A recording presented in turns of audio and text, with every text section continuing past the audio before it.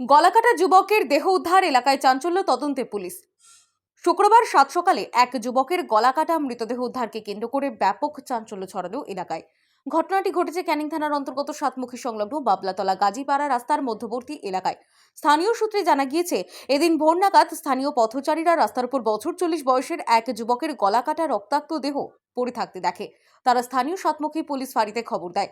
খবর যায় ক্যানিং থানায়। খবর পেয়ে দ্রুত তার সাথে ক্যানিং থানার বিশাল পুলিশ বাহিনী ঘটনাস্থলে হাজির হয়। গলাকাটা যুবকের দেহ উদ্ধার করে ক্যানিং মহকুমা হাসপাতালে নিয়ে গেলে ডাক্তাররা ওই যুবককে মৃত বলে ঘোষণা করে। পুলিশ দেহটি ময়না তদন্তে পাঠিয়ে ঘটনার তদন্ত শুরু করেছে।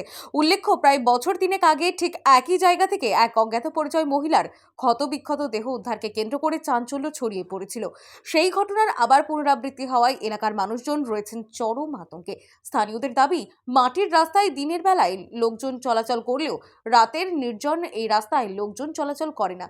দুষ্কৃতীরা সম্ভবত অন্য কোথাও খুন করে নির্জন ওই রাস্তায় ফেলে গিয়েছে। তবে পুলিশ ওই যুবকের পরিচয় জানতে ঘটনার পূর্ণাঙ্গ তদন্ত শুরু করেছে। ছুরি মেরেছে নাকি ছুরি কেউ মারেনি। আর তাহলে আপনার কে মারলো?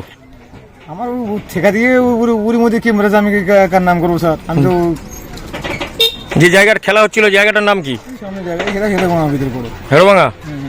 কি নাম আপনার? নুরুদ্দিন মোল্লা। নুরুদ্দিন মোল্লা।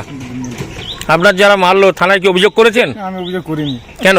কারণ আমি তো দুই পক্ষকে এই যে জুয়ার আসর খেলা হয়, জুয়ার আসরে মদের আসরও বসে, হ্যাঁ ওখানে মদ খাওয়া মানে মদ গাঁজা সব চলে? এখন চলে। সব চলে। হ্যাঁ, চলে। কতদিন চলছে এটা?